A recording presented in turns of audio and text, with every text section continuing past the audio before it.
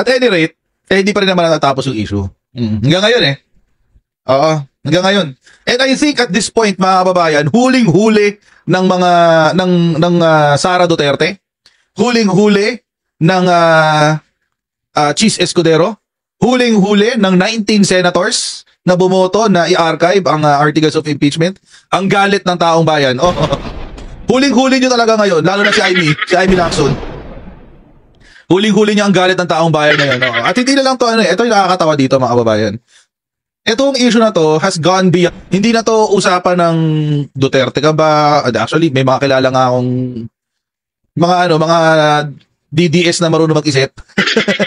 Sabi nila, parang hindi ako happy doon sa nangyari sa impeachment. Although Duterte supporter ako, happy ako doon. Pero parang, ganun. May ganun. Mga DDS na yan partida. Yung marunong lang mag-isip. Hindi yung mga katulad nitong hindi katulad ng mga nandito nanonood na DDS. Oo. Natatanga-tanga, bobo. Ayan. So, yung mga kakamping, ganun din. Yung mga loyalista, ganun din. Yung mga pro-admin, mga neutral, ganun din. Parang huling-huli talaga ng Sara Duterte, Cheese Escudero, Amy Marcos, tsaka yung mga ibang mga... So, huling-huli nga ng mga ni Duterte, ni Sara Duterte, ni Amy Marcos, ni Amy Lacson pala, ni Cheese Escudero, at saka nung iba pang senador na bumoto para i-archive ang articles of impeachment, huling-huli nila ang galit ng taong bayan. As in talagang huling-huli ang galit ng taong bayan, mga kababayan. At isa ko dito, yung dating justice ng Korte Suprema. Oo. Si Justice Ascuna. Huling-huli. Tapos, ang problema pa, mga kababayan, etong si Cheese Escudero, nagsinungaling. Oo. At huling-huli din yung kasinungalingan ni Cheese Escudero. Oo. Huling-huli niya yung kasinungalingan. Tulad nito, ito. Pakita ko sa inyo. Yan. Ito yung balita. Ito kasi yung balita kahapon. Binalita kasi yung speech, 'di ba, nung bago in-archive yung bago sa pala nagbotohan, nag-speech pa sila. Kasama si Cheese Escudero doon. Kasi sabi niya, ano ba talagang pinaglalaban nyo? Baka anti-Duterte lang kayo, sabi to that effect. Accountability or anti-Duterte bias? Cheese Escudero questions motives behind impeachment push. Yun. Alam nyo, mga kababayan, ganito lang kasi kasimple yan. Kung anti-Duterte bias man ang nangyayari, may dahilan kung bakit nagagalit ang taong bayan kay Duterte. May dahilan. There is 612 million reasons kung bakit nagagalit ang taong bayan kay Sara Duterte. So mga kababayan, kaya nga gusto ng accountability Kaya nga gusto siyang matrial. Gusto ng taong bayan na matuloy yung impeachment trial. Kasi there are 612 million reasons kung bakit merong anti-Duterte bias.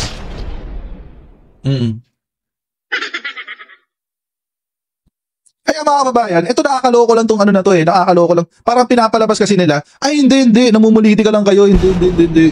Namumuliti ka lang kayo hindi. Sila ang namumuliti ka. Alam niyo mga kababayan, kung hindi sila namumuliti ka, di dapat sinunod ni Cheese Escudero yung trial forthwith. Di ba?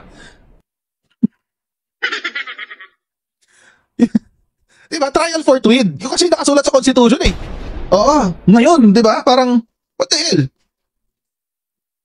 Ayun na nga, kaya nga may anti-Duterte bias Kasi, meron ng pagnanakaw na naganap. 612 million pesos yung allegedly ninakaw. Tapos ayaw niya mag-trial? Sasabihin nyo, pinupolitika lang? Kayo ang namumulitika kasi pinigilan nyo yung impeachment trial. Hanggang ngayon, pinipigilan pa rin yung impeachment trial. Tapos nagpapanggap sinasabi nila, hindi, sumusunod lang kami sa Supreme Court, ba't nagmamadali kayo kung sumusunod tayo sa Supreme Court? Tapos na ba? May motion for reconsideration, di ba?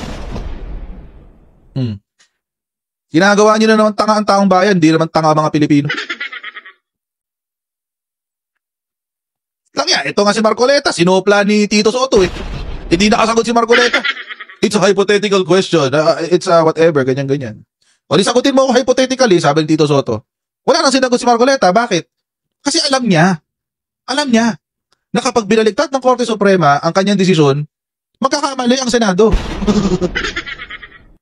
Oo.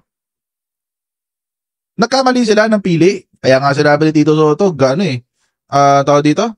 May God have mercy in your decision, eh. Sabi, speculative daw, speculative something. Oh. Hindi niya masagot. Alam niyo kasi, kahit unanimous pa yan, nagbabago po talaga ang isip ng Korte Suprema, lalo kung may bagong facts. Lalo kung may mga material facts. Lalo ngayon, mga kababayan, alam na alam ng sambayan ng Pilipino yung pagkakamali ng Supreme Court sa desisyon nila. Sequence, mali. Yung sequence ng impeachment ng kanilang desisyon, mali. Yung wala rong plenary, kinontra sila ng ABS-CBN. Uy, hindi namin sinabing walang plenary, ha. With all due respect sa'yo, Supreme Court, hindi namin sinabing walang plenary. Sinulat ka namin after plenary. O di napahiya pa Supreme Court. Di ba? Buti sana, mga babayan, kung final and executory na, walang problema, i-archive nyo. Final na eh. Sunod na lang tayong lahat. Abang na lang tayo ng Pep 6. Walang problema doon. Kaso, hindi sila naghintay, nagmamadali. Oo. Noong una nga, gusto pa i-dismiss eh. Gusto i-dismiss ni Marcoleta, di ba? O, di nagmukha siya lalong tanga. Bakit? Anong sinabi ni Senator Ping Lacson? Buti talaga, binoto ko tong dalawang to, si Tito Soto at si Lacson eh. Anong sinabi ni Senator Lacson? Hindi yung Amy ha. Yung isa yung magaling. Oh. Anong sinabi ni Senator Ping Lacson? Wala naman tayong motion to dismiss sa Senate rules. Oo. Wala naman tayo. Kung gusto nyo, mag-convene tayo sa impeachment court. Tapos ka, boy. Tapos ka, boy. Pahiya si Marcoleta.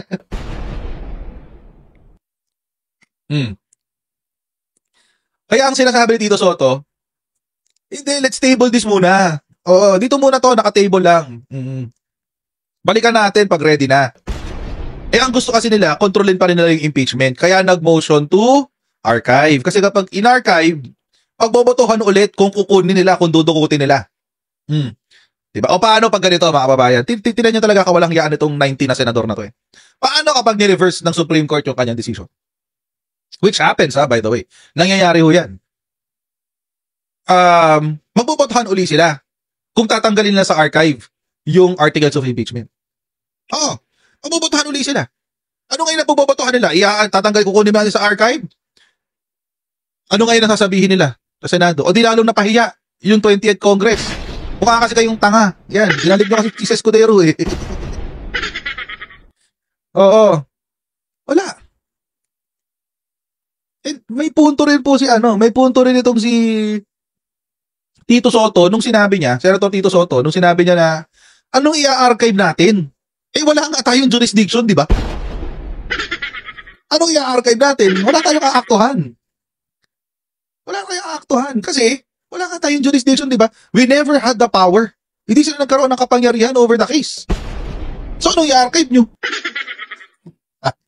Habon pa ako naigag ng mga balita, isa sinasabi ng mga abogado eh. Pati nga mga abogado, sinasopla si Marcoleta eh. But anyway, ito kasi, napahaba pa ako ng kwento dyan. Ito kasi sabi ni si Escudero kahapon. Respect for the rule of law. Biglang merong respect for the rule of law. Yung forthwith mo, nakalimutan mo na. Yung trial forthwith, nakalimutan mo. Nasa na respeto sa rule of law. Mga ipokrito kayo, mga ayop kayo. Buisit. Babalo. Today, the very supremacy of the court is being called into question. Supremacy of the Supreme Court? Siya raw, hindi kino-question daw yung supremacy ng Supreme Court, pero siya, kin-question niya yung desisyon ng dating Supreme Court. Pero ito lang masasabi ko kahapon. Kasi kahapon nakita niyo, ang dami ko pinagpo-post na tungkol sa irespeto ang Supreme Court. Napansin niyo ba yung kahapon? Tulad nito. Sabi ko, Bongo, huwag ka na umiyak. Obligado ang gobyerno makipag-cooperate sa sinasabi ng Supreme Court. Irespeto ang Supreme Court. Bakit? Kasi sila yung nagsabi. Sundin daw ang Supreme Court. Ba't tayo yung sundin to? Sa ICC. Anong tawag dyan? Selective application ang tawag dyan. Susundin nyo lang kapag pabor sa inyo. Mga ipokrito kayo. Wait, bababa ko pa. Marami yan eh. Marami yan guys. Wait, kalmahan nyo lang. Ito, si Marcoleta. Rodante Marcoleta, the Supreme Court has spoken. Legal ang pag-aresto kay Duterte. Irespeto ang Supreme Court. Oh. Ano sinabi niya nung inaresto si Digong? Walang due process, walang due process. Punta tayo sa Supreme Court. Blah, blah, blah. Ha? Ayan, no? Philippines is obliged to cooperate with ICC despite withdrawal. Ah, di ba? Ato, si Alan Peter Cayetano, ganun din. Pinaglalaban si Rodrigo Duterte sa yung aresto, yung illegal daw yung pag-aresto. Hindi, obligado ang Pilipinas sumunod sa ICC. Maipag-cooperate sa ICC, sabi ng Supreme Court. Irespeto ang Supreme Court. Di ba? Igalang natin yung desisyon na yan. Ito pa, siyempre, di mawawala si Amy Lacson. Oh, di ba? Sinabi ng Supreme Court, magkipag-cooperate ang Pilipinas sa ICC. Irespeto mo yan. Bawiin mo yung PRRD Act mo na walang kwenta. Sabi ng Supreme Court legal yung pakikipag-cooperate sa ICC. Hindi pa nga legal obliged. Obligado. Oo. Hindi lang legal, obligado pa. Lalo na to si Bato de la Rosa. Sabi niya, there's no need for debates. Nagsalita na yung Supreme Court. There's no need for debates, Bato de la Rosa. Pag inaresto ka ng ICC, legal yun. Constitutional yun. Kasi, sabi ng Supreme Court, the Philippines is obliged to cooperate with the ICC despite withdrawal.